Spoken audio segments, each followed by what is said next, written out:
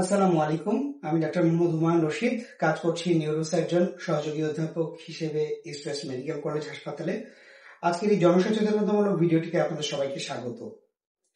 অনেক সময়ই আমাদের কাছে ইনবক্সে, হোয়াটসঅ্যাপে কিংবা বিভিন্ন মাধ্যমে অনেকে শুধুমাত্র একটা এক্স রে বা এমআরআই এর রিপোর্ট পাঠিয়ে দেন এবং রোগীরা জানতে চান যে এই রিপোর্ট অনুযায়ী রোগীর কি চিকিৎসা লাগবে, খরচ কত লাগবে। এটা খুব সাধারণ প্রশ্ন। আমি বিশ্বাস করি যে বাংলাদেশের যতজন নিউরোসার্জন বা ফিজিশিয়ান যারা অনলাইনে অ্যাক্টিভ আছেন, অনলাইনে রোগীদের সাথে নিয়মিত যোগাযোগ করেন, তাদের সবার ক্ষেত্রেই এই ধরনের পরিস্থিতির সম্মুখীন হতে হয়। যেটা আমি মেসেজ দিতে চাই যে শুধুমাত্র রিপোর্ট দেখে আসলে রোগীর চিকিৎসা পদ্ধতি সম্পর্কে সম্পূর্ণ আইডিয়া দেওয়াটা সম্ভব হয় না।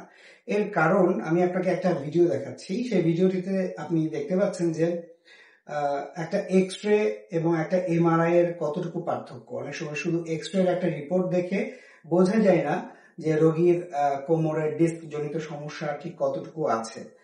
আবার রোগীরা শুধু এমআরআই এর কোনো একটা ছবি হয়তো ফ্লোরে রেখে কিংবা অন্ধকারে রেখে ছবি তুলে আমাদের কাছে পাঠিয়ে দিচ্ছেন।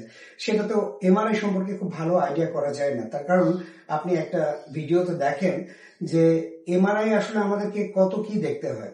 এমআরআই শুধু একটা ছবি না, একটা ডিটেইলড অ্যানাটমি যেটা আমাদেরকে স্টাডি করতে হয়।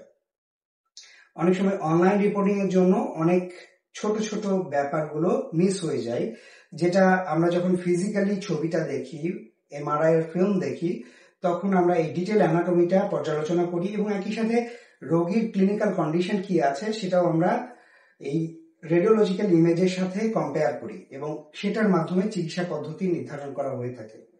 সাধারণত কোমরের যে সমস্যাগুলো রয়েছে সেই সমস্যাগুলোর জন্য যে ধরনের অপারেশন প্রয়োজন, এইগুলো অপারেশন আবার বিভিন্ন রকম হয়ে থাকে।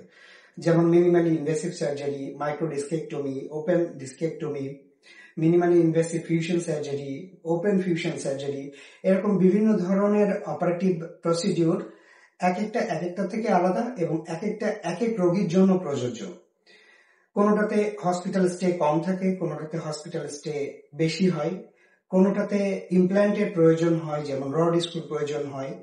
এবং এই রড স্ক্রুর আবার বিভিন্ন ধরন আছে, যেমন টাইটানিয়াম মেড রড স্ক্রু কোন কান্ট্রিতে ম্যানুফ্যাকচার হচ্ছে, এটা ইউএস মেড নাকি টার্কিশ মেড নাকি ইন্ডিয়ান মেড, এগুলোর উপরে এই ইমপ্ল্যান্ট সমূহের দাম নির্ভর করে।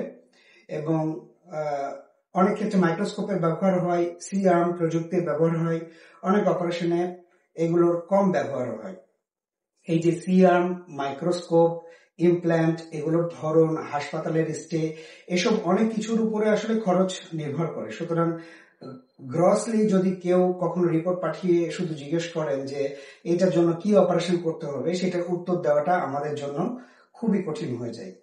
গ্রস একটা আইডিয়া দেওয়া যেতে পারে যে একটা প্রোল্যাপস লাম্বার ইন্টারভার্টিব্রাল ডিস্কের জন্য অপারেশন প্রসিডিউর সর্বনিম্ন হয়তো 60 থেকে 70 হাজার টাকা থেকে শুরু করে 2 লাখ পর্যন্ত যেতে পারে। কেন যেতে পারে? তার কারণটা হচ্ছে অপারেশনের ধরন।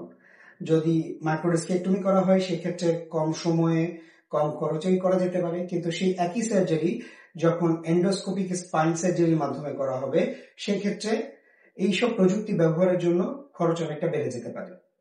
আশা করি আমার এই আলোচনা থেকে রোগীরা আমাদের প্রেক্ষাপটটা জানতে পারবেন যে ডাক্তাররা কেন সাধারণত সহজেই অপারেশনের খরচ এবং অপারেশনের ধরনটা বলতে পারেন না।